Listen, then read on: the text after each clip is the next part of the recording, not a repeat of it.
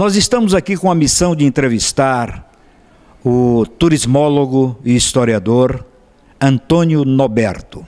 Quem é Antônio Noberto? Boa pergunta. O Antônio Noberto é turismólogo, como você falou, historiador, pesquisador.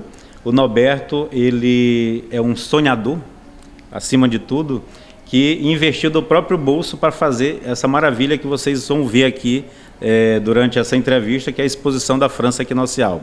Então, cultiva sonhos, cultiva amizade e cultiva o que há de melhor. O que há de melhor para a cidade, uma visão cosmopolita de São Luís, que um dia a gente teve e que a gente sonha um dia implantar novamente, através do conhecimento. Hoje a gente é muito braços e pernas e o Noberto incentiva as pessoas a serem mais racionais, a serem mais... pensarem um pouco mais e serem um pouco mais críticos. A França Equinocial, ela pegava desde do Mucuripe, no Ceará, até os confins aqui para o lado do Amazonas, Pará, as Guianas, porque tudo era abandonado quando os franceses se instalaram aqui. Então, aqui é a capital da França Equinocial, que foi uma tentativa francesa de colonizar, criar uma nova França nessa parte do Brasil, pegando praticamente metade do território brasileiro. Eu estou aqui com um exemplar do livro, não é? Da França Equinocial. Esse livro, como é que as pessoas podem encontrar este livro? Esse livro ele pode ser encontrado na livraria Amei, que é uma livraria dos escritores independentes no Shopping São Luís aqui na capital maranhense. E também, eventualmente, pode contactar com a gente através do nosso site, antonionoberto.com.br, que a gente procura enviar o livro. Mas aqui, em São Luís, a pessoa adquire ele na livraria Amei, né? Esse livro que ele é uma junção de vários textos, boa parte dos textos são meus. Convidei alguns amigos, como o ex-procurador-geral do Estado, José Cláudio Pavão Santana, que escreveu sobre as primeiras leis das Américas, que foram feitas em São Luís. O primeiro conjunto de leis feito nas Américas, desde do Canadá até a Patagônia, foi feito em São Luís do Maranhão. Isso é uma novidade para muita gente. E a gente, peguei o texto original da Biblioteca Nacional da França, mandei fazer uma cópia aqui para a gente. Aí tem também a doutora Ana Luísa Almeida Ferro, que é uma companheira de pesquisa, grande escritora, escreveu 1612, um livro volumoso de 700 e poucas páginas que explica no detalhe como aconteceu essa colonização dos franceses aqui a partir de 1612. Nesse livro eu vou além, eu falo desde o final dos anos 1500, o livro França Equinocial. Então a gente é muito apegado a inclusive esse livro também tem texto de duas grandes personalidades, dois infelizmente falecidos. Primeiro foi Vasco Maris, grande historiador, escreveu um livro fantástico sobre a história da música no Brasil, talvez o melhor livro sobre a história da música no Brasil é de Vasco Maris, embaixador do Brasil em vários países, escreveu muito sobre a França Antártica no Rio de Janeiro, sobre a França Equinocial no Maranhão, e ele escrevia em parceria com o cunhado dele, que é o maior conhecedor de França Equinocial fora do Brasil, que é exatamente Lucien Provençal, nascido em Provence, na cidade de Toulon, na Riviera Francesa. Também morreu recente. Ambos morreram de 2 anos para cá, infelizmente, cada um com 90 e poucos anos. E a gente tinha uma relação muito gostosa, muito boa, uma apreciação mútua, digamos assim. Eles tinham muito respeito comigo. Noberto, tu criou a exposição, a França Equinocial, tu vive ela mais do que a gente. Ele dizia, Vasco Maris, eu morava em Copacabana, lá no Rio de Janeiro. E aí tem texto também de outras personalidades, como Wilson Pires Ferro, salvo engano, Joana Bittencourt, dentre outros. É uma junção de pessoas que pensam São Luís no seu princípio, quando nasceu diferenciada, digamos assim.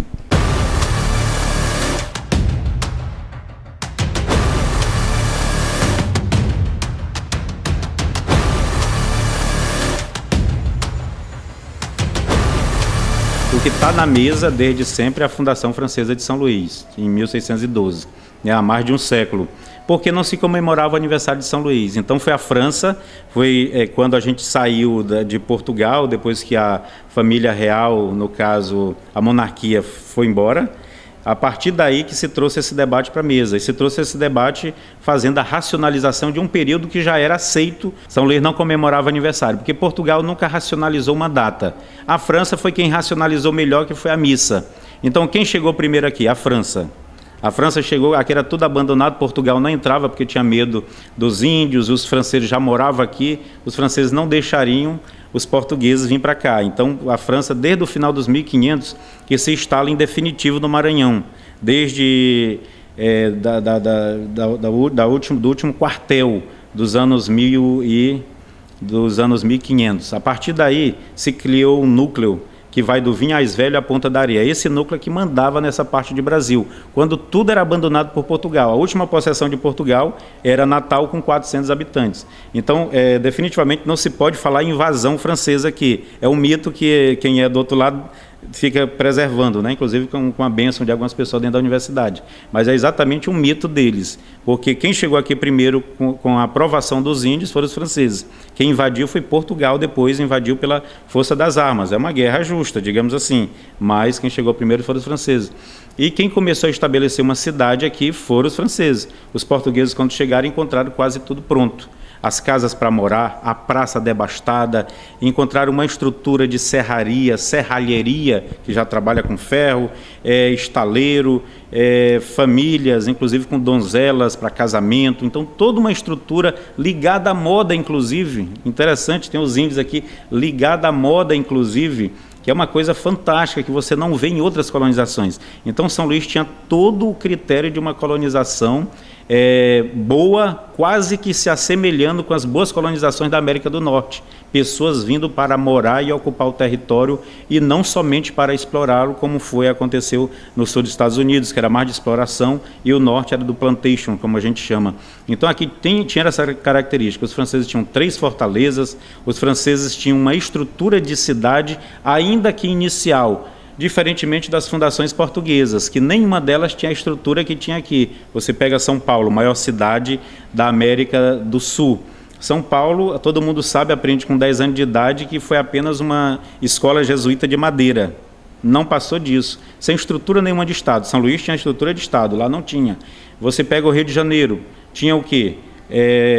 O sobrinho de Mendes Sá, Estácio de Sá, que foi para combater os franceses lá. O dia que ele acampou, aquele acampamento dele foi exatamente conhecido como a fundação do Rio de Janeiro. Aí você parte para a terceira cidade do Brasil, que é Salvador. Qual é a fundação de Salvador? O dia que Tomé de Souza botou o pé na terra. Que fundação é que existe? Mas lá vale. Por que a nossa não vale? A nossa não vale porque é diferente, porque é ligada a um reino diferente, porque o colonizador é diferente, por isso que se bota de lado, porque a França trouxe boas referências e trouxe uma boa convivência com os índios tupinambás. E para o modelo de colonização que a gente vive até hoje, em que a pessoa vive sofrendo, ralando, como se diz, eles não querem um outro modelo bom, eles querem o modelo de sempre. Então a França trouxe esse modelo bom. Primeiro conjunto de leis, muita harmonia, trabalhando em simbiose, ou seja, todo mundo trabalhando para o bem da localidade, ela crescendo, e aí vieram os portugueses, tomaram, e aí já veio um outro período com menos virtude, digamos assim, para não usar outros termos, que deu no que deu.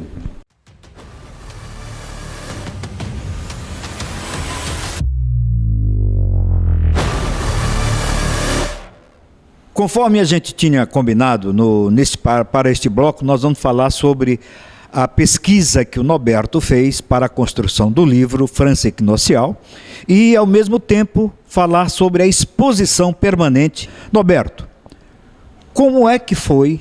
O que é que te levou a fazer essa pesquisa? Você pesquisou só do Brasil? Você esteve em outros locais? Você visitou a França?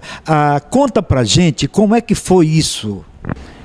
Assim, eu sempre vi que faltava para o Brasil cada vez se distancia, no meu entendimento, mais das letras, mais do que é bom, mais do conhecimento. As gerações mais antigas aproveitavam melhor o conhecimento. A gente tem Luiz da Câmara Cascudo falando maravilhas lá no Rio Grande do Norte, a gente tem Gilberto Freire escrevendo coisas fantásticas como Sobrados e Mocambos lá em Recife, falando dos holandeses, um grande momento do Brasil, o momento mais próspero do Brasil, talvez de todos os tempos.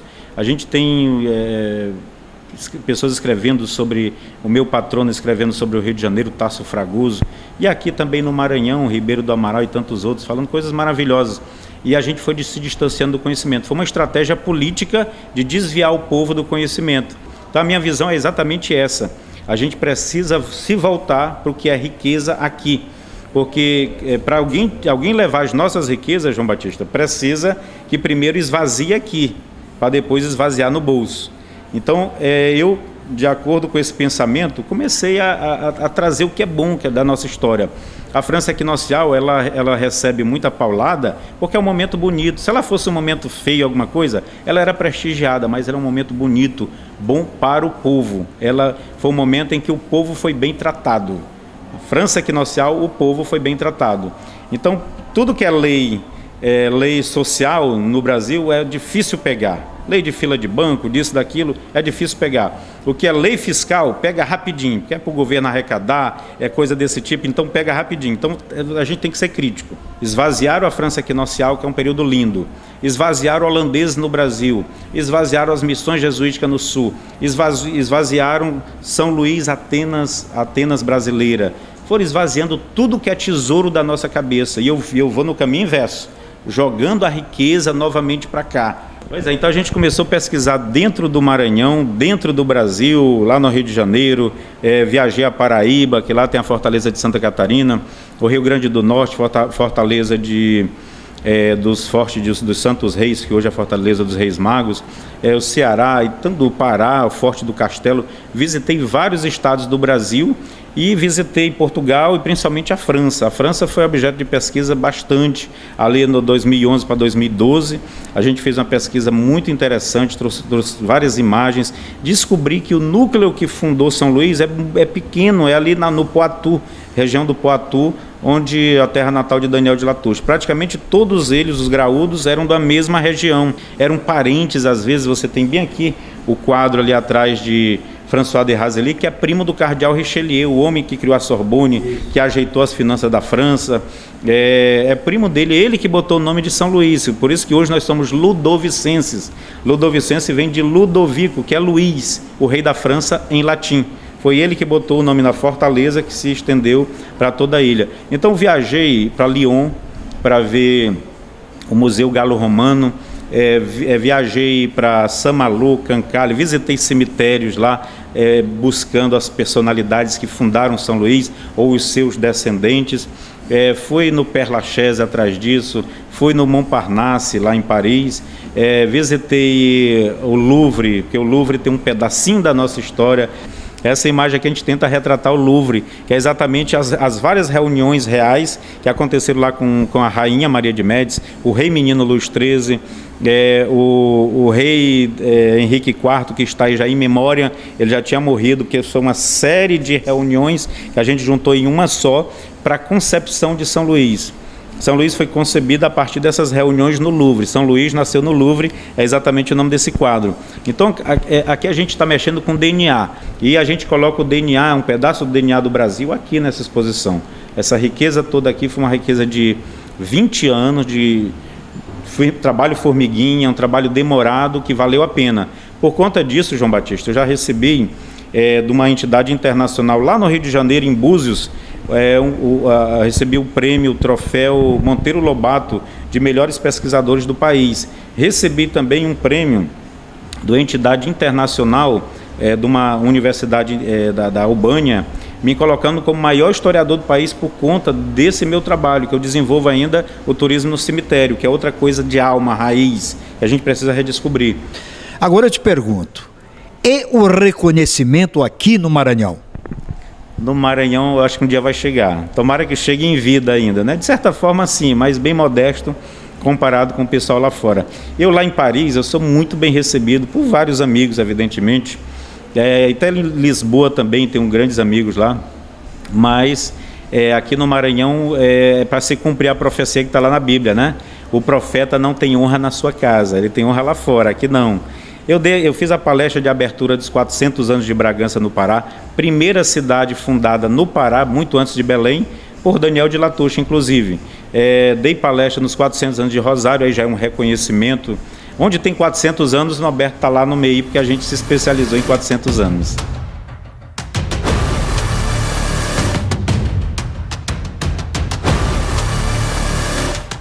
Olha, é melhor dizer que é um milagre de Deus, né? Eu falo em ciência, mas eu tenho que reconhecer o milagre de Deus. porque não tem recurso, não tem um incentivo público. Já teve, a prefeitura deu uma época um valorzinho, mas só por um período que ela contratou a exposição. Eu já recebi um valor também lá do governo do Pará, mas do governo do estado também, R$5.000 uma época, mas é muito pouco. Aqui tem mais de R$100.000 investido aqui. Você bota a pesquisa e tudo, vai muito mais além disso, né? Os quadros são de Rogério Martins, a maioria, 11, 12 são dele, que é o terceiro melhor artista plástico na espátula do Brasil, Rogério Martins. Então são quadros de muito valor. E uma peça de canhão dessa daqui é um dinheiro muito considerado, não é fácil. Inclusive pensei em comprar lá na Europa, mas só que saía muito caro, e eu achei um louco que nem eu para abraçar a ideia e fazer essa peça de canhão bonita aqui, que tem as flores de lis que vocês estão vendo aí na filmagem. E o nome dele é João Batista? É João Batista Amorim. João Batista Amorim, uma grande figura, um pescador, que eu perguntei: Amorim, você consegue fazer essa peça? Mostrei a imagem aqui, ele disse: eu consigo. Eu disse: tu consegue mesmo? Consigo. E ele conseguiu, e ficou bonito. A peça é elogiada por muita gente. É uma réplica, evidentemente, do início dos anos 1600. A família real, quando chegou no Brasil, ela trouxe o conhecimento. Dom João fez o quê? 1810, abertura dos portos às nações amigas. 1816, trouxe a missão Le Breton, a missão artística francesa, que trouxe o Museu Nacional, que trouxe a Escola Nacional de Belas Artes, que trouxe o Jardim Botânico, que trouxe o neoclassicismo, que era a arte nova, que sufocou o barroco aqui, mas era o que mais de novo existia na Europa. No ano seguinte, a família real trouxe mais quem? A missão científica austríaca de Spix e Martius, que rodou 14 mil quilômetros pelo Brasil, no lombo de animal, sem estrada, sem nada. Quando chegou aqui em São Luís, diz: nossa, é a quarta cidade do Brasil. Então, a família real foi buscar o que tinha de melhor. Quando a gente se abre para o mundo e traz o que tem de bom, não entregando nossos bens de graça, como eu percebo hoje, mas quando você tem uma relação honesta, justa, cordial e tudo mais, a gente cresce.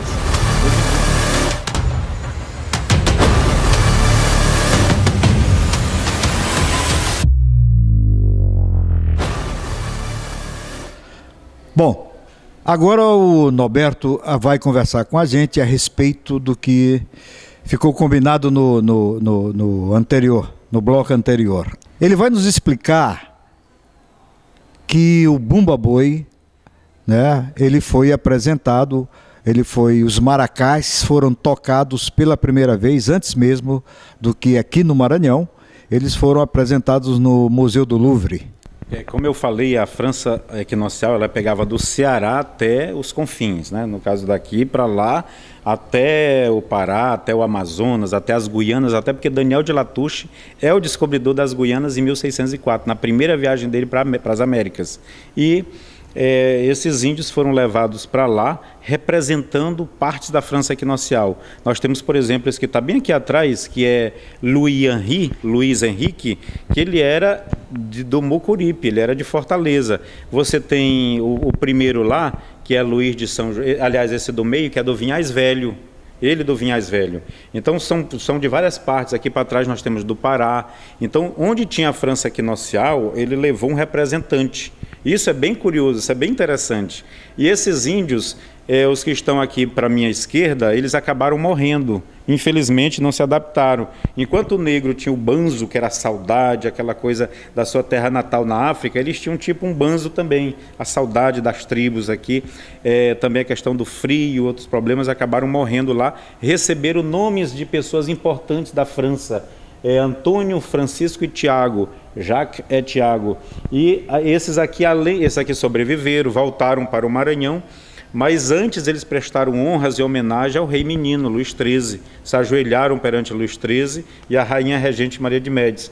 Receberam roupas francesas, receberam joias, receberam comendas, receberam esposas francesas, vieram casados para o Maranhão com francesas, né? Que é uma coisa muito curiosa.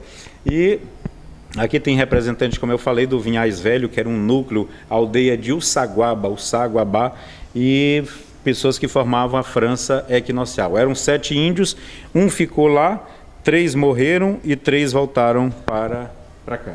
Eu vou pedir para o nosso cinegrafista, o Adelmo, ele fechar aqui um pouco, porque eu achei aqui uma coisa interessante. O nome é em francês, Louis Henri, e o nome original em tupi, né? O Arroio, o Arroio. O Arroio, né?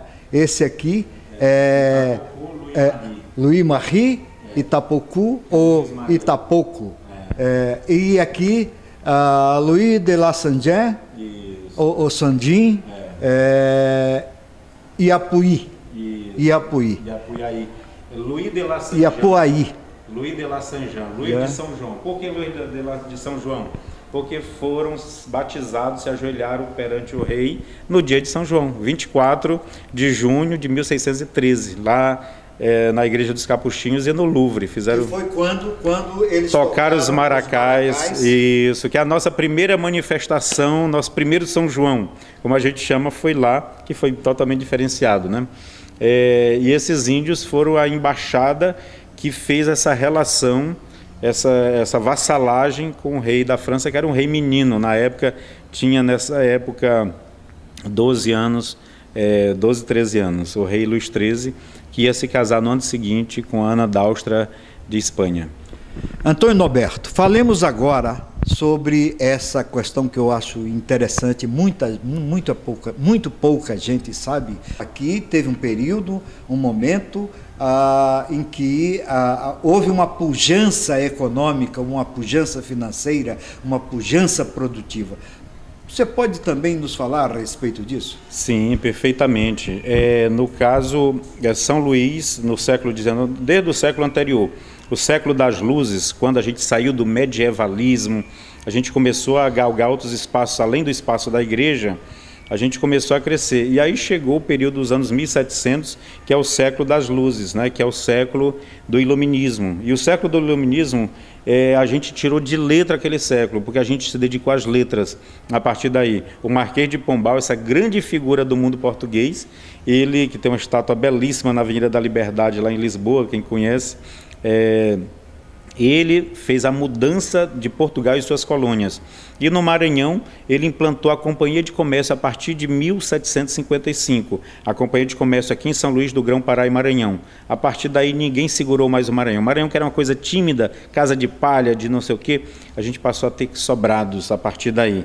Então, os sobrados vêm a partir dessa época e a pujança foi só crescendo. Porque logo em seguida, teve uma lei também provincial que mandou os filhos do Maranhão estudar na Europa, não só de São Luís, da Baixada, de Viana, de Caxias, de Alcântara e de várias outras partes foram estudar na Europa, estudar em Lisboa, estudar em Coimbra, estudar em Paris, Montpellier, Marsella, estudar em Liverpool, estudar em Londres, Estados Unidos. Então, a partir daí, a gente trouxe o grande capital intelectual e implantou aqui. A gente trouxe a riqueza aqui e implantou e fez uma civilização. Um pedaço da Europa era aqui no Maranhão. O Maranhão, São Luís e outras cidades, Caxias também, eram locais... Alcântara também. Alcântara rivalizava diretamente. São Luís tinha a vantagem de ser o centro administrativo, mas Alcântara tinha uma produção graúda de algodão e de outras riquezas lá, que trouxe uma elite muito forte também, né? E a gente vivia um pedacinho da Europa. Aqui nós tínhamos aqui companhias de teatro, frequentemente nosso Teatro União, depois Arthur Azevedo, né? Foi um palco de riquezas intelectuais. A gente tinha uma colônia francesa que tinha comércio aqui na Rua Grande, que era o Caminho Grande, que passava e chegava até no Anil, cortando o Areal, que é o Monte Castelo. Então a riqueza vinha por lá. E a gente tinha também uma colônia inglesa que vendia o conforto das máquinas. E esses dois tinham os sítios dele ali para o lado do Areal, que é o Monte Castelo, e negociava bastante aqui em São Luís. A gente tinha portugueses de peso, como José Gonçalves da Silva, o homem mais rico do Maranhão no seu tempo, emprestava centenas de contos de réis para o Estado, ele emprestava para a província na época. A gente tinha Ana Jância, a rainha do Maranhão, pessoa influente, para lá de influente, poderosa, tinha a maior quantidade de escravos, talvez, do Maranhão. Antônio José Poça de Côvado, uma pessoa, um português também muito poderoso, ligado diretamente ao imperador. A gente vivia um pedaço da Europa aqui. Tudo chegava primeiro em São Luís. O cinema, por exemplo, foi criado em Paris em 1896, 2 anos depois já estava em São Luís, antes mesmo de que nas grandes capitais do Brasil. É uma coisa até curiosa. O bonde, energia elétrica, academia de letras, biblioteca, tudo chegava primeiro aqui porque aqui era o ponte, era ligado diretamente à Europa. Então a gente tinha essa vantagem, a gente chegou a ser a 4ª cidade do Brasil porque a gente vivia ligado ao conhecimento. Qual a razão da debacle? Interessante, eu gostei do debacle, viu? Nós fomos perdendo por uma série de motivos. O mundo mudou, evidentemente, a gente ficou se perder um pouco no tempo. Por exemplo, aqui tinha um cidadão europeu que chegou aqui, desde menino morava aqui, que ele era da Dinamarca, e ele dizia aqui para nós, ele chegou a ser presidente da Associação Comercial do Maranhão, evidentemente quando adulto, né? E ele dizia que a gente tem que se preparar para a mão de obra livre, porque a gente era acostumado com a mão de obra escrava, e a gente nunca se preparou para isso. Veio o fim da escravidão, a gente não... veio logo em seguida, no ano seguinte, a República, e uma série de mudanças que o mundo passava e o Brasil passava. A gente começou a quebrar com a Guerra do Paraguai, 1860 e pouco, 70 e pouco, foi quebrando, 80 e pouco, fim da escravidão. Então foi um momento difícil que a gente não soube se reinventar. Outros lugares, sim, São Paulo e Rio de Janeiro se industrializaram, a gente se industrializou, mas sem saber, porque não se faz um industrial da noite para o dia, e a gente que era agrário não soube investir nesse mundo de mudança, de refazer, de trabalhar manufaturas, a matéria-prima e produzir coisas acabadas. A gente não conseguiu como os outros lá conseguiram. A gente tinha grandes empresas, grandes indústrias aqui, é bem verdade, tecido, cânhamo e uma série de outras coisas, porém a gente não soube fazer como a concorrência lá fora, e a gente foi decaindo, foi se distanciando da Europa e sendo absolvido pelo governo central do Brasil. É ruim o governo? Não, o governo tem a realidade dele, mas a gente esqueceu o caminho das luzes, a gente esqueceu aqueles que nos enriqueceram um dia.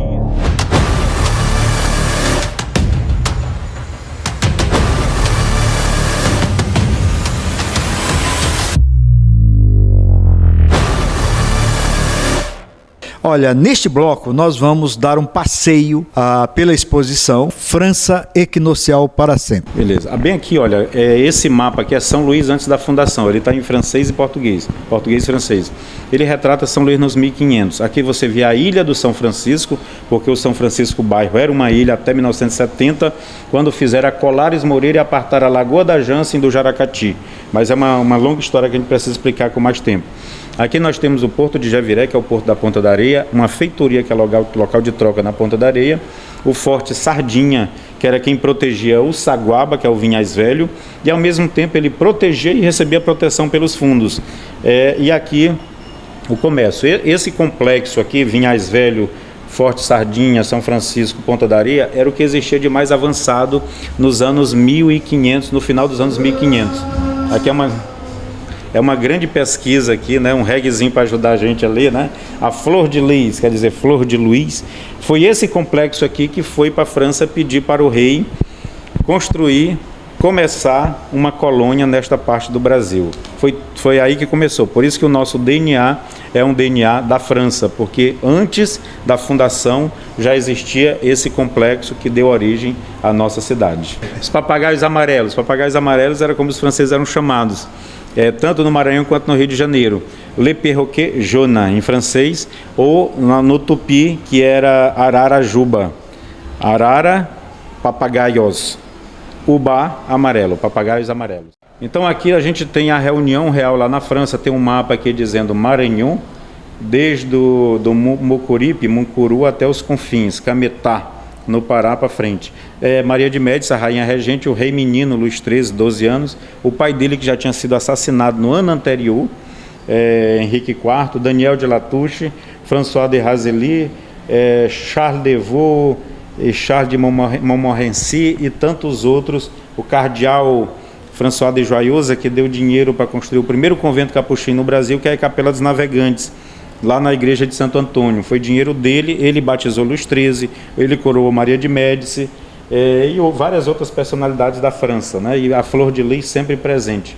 Então aqui é uma tentativa de reprodução das reuniões, que não foi só uma, várias reuniões nós juntamos em um único quadro do que decidiram que aqui no Maranhão teria um forte, teria um convento com igreja e teria um porto que era a base, a alma, no caso dessa colônia na capital, em São Luís. Aqui a gente tem o primeiro mapa do Maranhão, que está na obra de Diogo de Campos Moreno, no Livro que dá razão ao Estado do Brasil, é o nome, Livro que dá razão ao Estado do Brasil, de 1614 para 16, quando ele fez a Jornada Milagrosa para cá. Então a gente tem muitos termos em francês e em tupi. Por exemplo, Porto Principal dos Franceses, nós temos aqui Porto dos Franceses com 2 fortes, que é São José de Ribamar, aqui é o Centro Histórico de São Luís, Migãoville é o Vinhais Velho, Ponta da Areia ali, Araju é o Araçaju, Aracaju, Ará mais Caju, que quer dizer o cajueiro do papagaio, que deu origem ao nome Araçagi, que a gente conhece muito bem. Grandança é grande, esse D era para estar bem aqui, Grande Ança, Grande Bahia, Grande Enseada. Ilha do Cirurgião, a Ilha do Cajual, a Ilha do Cirurgião Tomás de Lastre, o primeiro cirurgião dessa parte do Brasil. Tapu Itapera, morada dos índios tapuias, é Alcântara. Só essa pincelada forte, pincelada aqui. O Forte de Santa Maria, que é o Forte dos portugueses. Forte de Caiú, que é o Forte de Pedra dos franceses, que Caiú virou Caú e Caú virou Caúra. E nós conhecemos até hoje. Aqui a gente tem François de Razilly, que foi quem colocou o nome ao Forte São Luís, primo do cardeal Richelieu. Ele e os 2 irmãos dele vieram para cá. O irmão do cardeal Richelieu veio para São Luís também, que era um frade na época, e ajudaram a começar essa civilização aqui. Colocou o nome no Forte São Luís, que se estendeu a toda a ilha, e por isso nós somos ludovicenses, que vem de Ludovico, que é Luís, o rei da França em latim. Ludovico gerou Ludovicense ou São Luizense.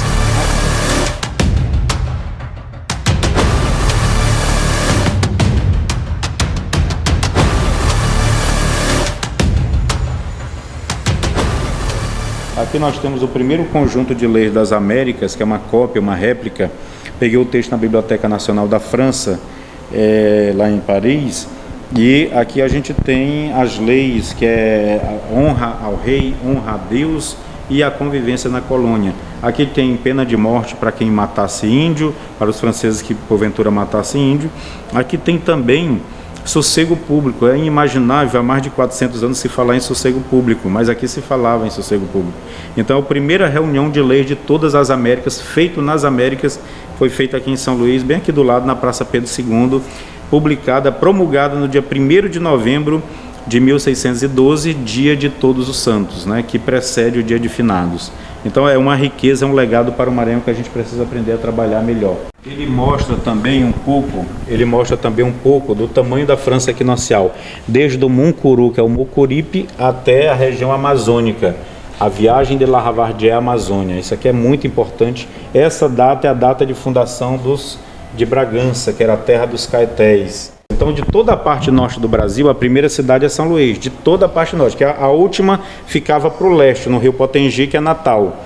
De Natal para cá, ou seja, todo o Brasil do norte era abandonado. E aí veio São Luís em 1612, veio Icatu logo em seguida, em 14, Itapu Itapera também, e por aí foi crescendo. Itapu Itapera é Alcântara, né? Aqui da terra dos Caetés, bem aqui hoje é Belém, por aqui assim mais ou menos, e ele veio na direção de Marabá, Daniel de Latouche. Se juntou aos Camutais, Ca mata árvore, Mutá cama casa. Os índios moravam trepados na árvore, então gerou o nome Cametá, Camutá, Cametá, no Pará. Outros topônimos, né, a gente percebe outros topônimos. Daniel de Latouche vinha nessa direção, teve que voltar por causa da Batalha de Guaxenduba. Então ele voltou às pressas e deixou os imediatos dele lá que era exatamente Devaux, Blanchatier e Debo. Eles ficaram aqui e depois passaram direto para a Europa, porque São Luís já tinha sido tomada pelos portugueses. Qual seria agora o seu grande sonho? Olha, o sonho é que isso aqui se amplie, né? Como vai acontecer aí é outra história. A gente sabe que o caminho é a política, a gente espera que os políticos abracem essa causa, que eles comprem essa causa, porque é a causa do povo isso aqui. Isso aqui é um pedaço de Brasil que está esquecido. O Brasil bonito está aqui, a gente está mostrando. E ele, infelizmente, ele é esquecido propositalmente, porque existem interesses maiores e os interesses não são interesses do povo. Então a gente espera que as pessoas acordem para isso, a gente procura acordar o povo para isso e a vida é essa, a vida que segue, e a gente espera que as pessoas acordem para essa realidade, para a sua própria história e comecem a ver o vencido não como um vencido, mas alguém que deixou um legado muito grande, que ele ainda está vivo. Só falta que a gente assopre essa brasa e cresça. E a gente se considera instrumento para fazer isso, para correr atrás, para fazer um Brasil melhor, para fazer a cabeça das pessoas, cabeças melhores, ligadas mais a coisas que realmente são importantes, que é a própria história. Meu caro Antônio Norberto, muito obrigado pela entrevista.